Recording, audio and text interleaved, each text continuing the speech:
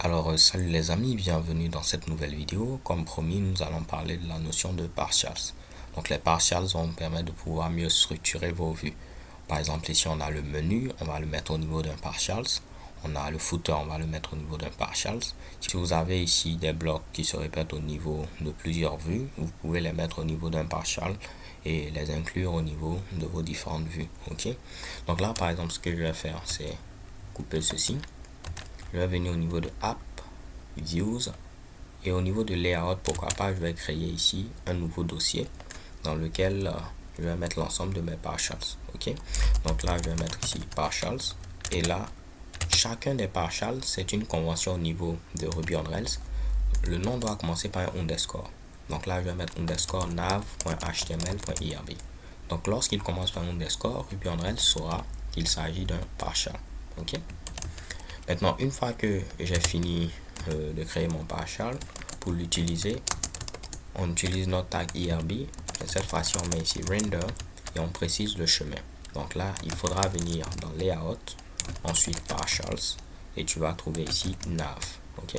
Donc si vous remarquez à ce niveau-là, le chemin qui est spécifié ici est relatif au dossier views. Ok. Donc là, je dis viens au niveau de layout, ensuite partial, et là, je n'ai pas mis underscore. Ok. Automatiquement, Ruby on Rails lui-même il saura que c'est un partial. Il va mettre le underscore pour moi. C'est juste lors de la création du fichier qu'il faut mettre underscore. Encore une fois les gars, c'est une affaire de convention, mais au fur et à mesure vous allez voir, vous allez vous y habituer. Et là, je n'ai pas besoin de mettre ici .html.irb. Je mets tout simplement le nom de mon partial sans l'extension. Normalement, rien ne doit changer. Si je viens ici, j'actualise, vous voyez, rien n'a changé et tout fonctionne. Seulement que j'ai quelque chose de beaucoup plus clair. Je vais faire de même pour le footer. Je vais donc venir créer un nouveau fichier que je vais appeler ici underscore, je fais CTRL S, underscore footer.html.irb. Et je colle ceci. Et là, tout ce que j'aurai à faire, c'est mettre un petit render. Donc, remarquez que j'ai mis l'égalité parce que je veux afficher ce qui sera retourné. Donc, je mets layout, partials, et je mets ici footer. Il y a d'autres personnes qui préfèrent créer un dossier share au niveau de views, un dossier share dans lequel ils vont mettre l'ensemble des partials. Moi, à ce niveau, vu que nav et footer, ce sont des éléments en rapport avec le layout en lui-même, je préfère créer un sous-dossier partials au niveau de layout. Maintenant, si c'est d'autres partials qui sont partagés par l'ensemble de mes vues, je vais créer un dossier share dans lequel je vais mettre l'ensemble de ces fichiers-là. Donc maintenant que cela est bon, on va juste confirmer. Je vais actualiser et vous voyez que tout continue de fonctionner. Avant de terminer, au niveau ici de layout partial et ensuite nav, on peut utiliser un helper qui nous permet de mettre un lien. C'est-à-dire ici, en lieu de place de me fatiguer à mettre ici a, href, ainsi de suite, il existe un helper qui a pour nom link2.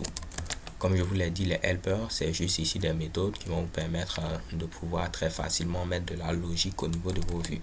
Ruby on Rails vous donne accès à plein de helpers. Par exemple, link2 vous permet de faire un lien. Vous mettez premièrement le texte et ensuite vous allez mettre ici où est-ce qu'il faudra ici rediriger l'utilisateur lorsqu'il clique. Donc la valeur en grosso modo du href. Donc le texte c'est home, la valeur c'est route path.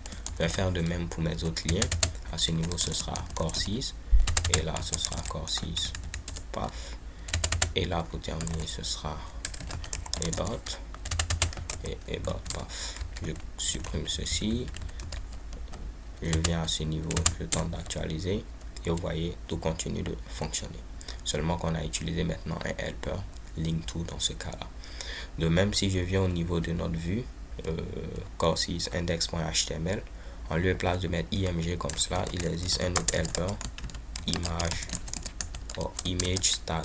Ok, au niveau de image tag, vous mettez ici tout simplement la source. Donc la source dans notre cas ce sera ce Michi là, et ensuite vous pouvez mettre ici la valeur pour le alt. Donc dans notre cas ce sera ici course.title. Tout cela se trouve au niveau de la documentation. Si vous tapez au niveau de Google, vous allez voir plein de helpers qui sont disponibles. Juste pour vous le prouver, on va aller au niveau de Rails Guide. Ok. Normalement, si je cherche helper, ce sera présent au niveau des vues. Donc je viens ici. on va chercher, par exemple, si on parle des partials, ok, vous allez voir, c'est expliqué ici.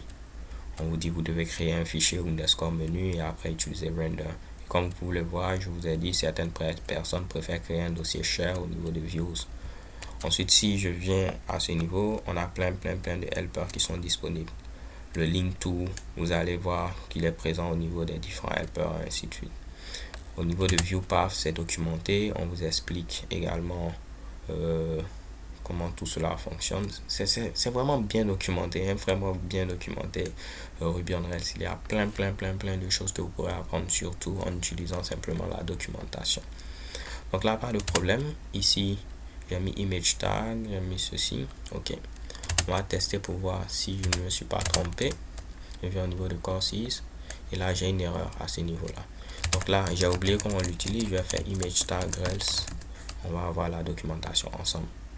Donc je clique ici, vous voyez, on me met ici image tag, là je mets la source. Et si je veux préciser alt, donc apparemment c'est moi-même, je serai obligé de le mettre. Donc là, pas de souci, je serai obligé de mettre alt comme ceci et préciser que c'est la valeur de l'attribut alt. On actualise et cela fonctionne. Je fais CTRL U, vous voyez, j'ai la source et alt également, la valeur est bel et bien modifiée. Alors les gars, c'est tout pour cette vidéo. J'espère que vous l'avez apprécié. Je vous donne rendez-vous à la vidéo suivante où nous allons maintenant mettre un peu de code CSS parce que c'est vraiment vilain. Je ne vois pas qui va venir dire qu'il va vraiment apprendre sur ce site-là. Vous donnez des cours sur PHP alors que vous n'êtes même pas en mesure de créer de beaux sites web. Ok. Donc dans la vidéo suivante, on va utiliser Bootstrap qui est un framework CSS qui va nous permettre très rapidement de rendre un temps soit peu notre site de cours en ligne assez nice. So thank you guys for watching. Don't forget to subscribe and have a nice day. Peace.